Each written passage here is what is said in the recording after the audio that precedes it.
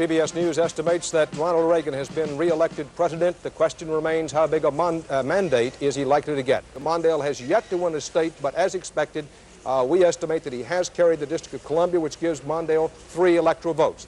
In the 1980s, we suffered the 3 worst elections in terms of percentage of Electoral College votes won of any party in the history of America in 3 consecutive elections.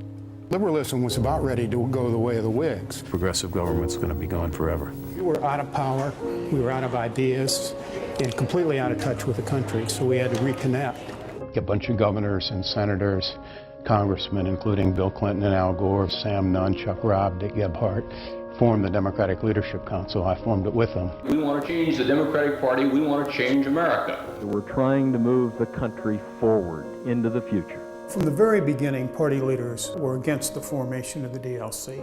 They tried to block us from even starting.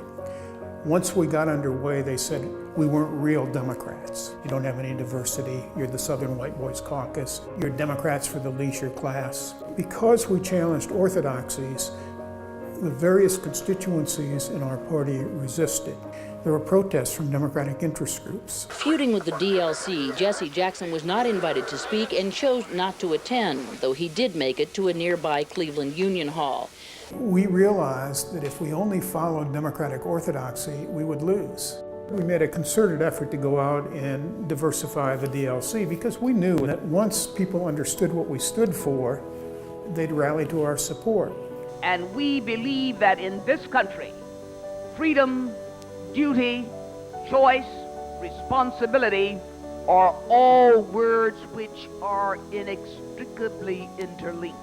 The way we came back was on an idea-based platform. National service, AmeriCorps, welfare reform, charter schools, community policing, and reinventing government. We were an insurgency.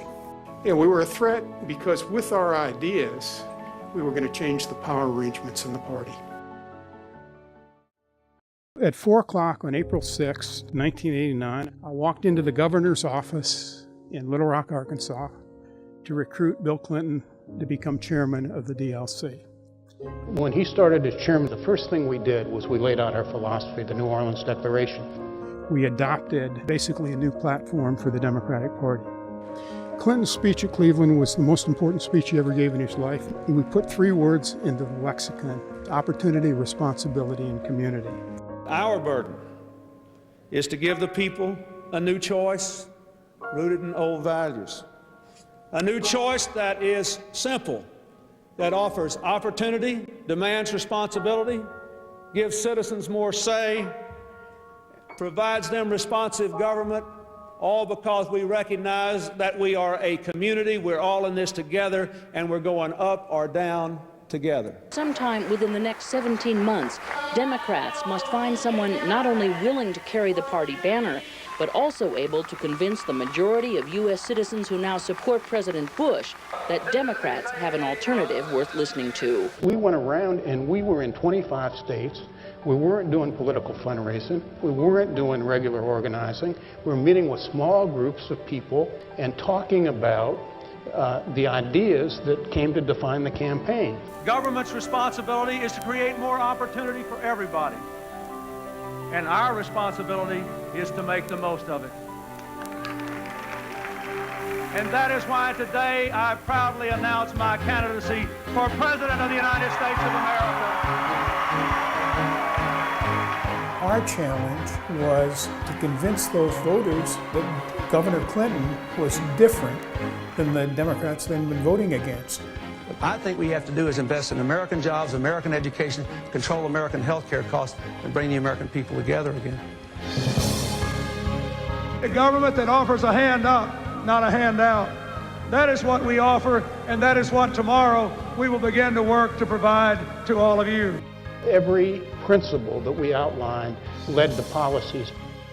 Let us not forget that our work has just begun, that we still have so much more to do.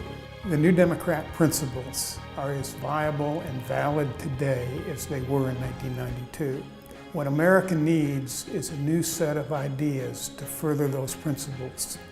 And that's the challenge that candidates are going to face in 2016. We need another drive to fix government. We're not here to save the Democratic Party. We're here to save the United States of America. Thank you very much, and God bless you.